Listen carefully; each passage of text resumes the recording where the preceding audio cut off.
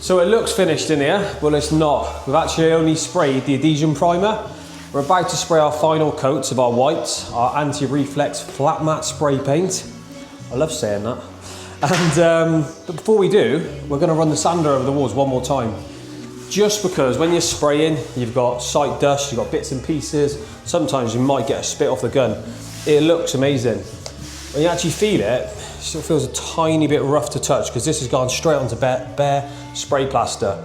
So that's, you know, adhesion primer straight to dry plaster. It's going to stipple up a little bit. So what we're going to do is just smooth it over.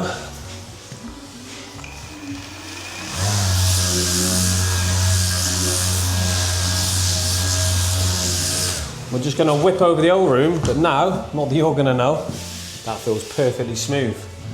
That's the next step. Once we've done that, the gun's already loaded, it's already set and calibrated for what I want to do for this room. We're going to spray this to a finish, drop back and power roller the walls.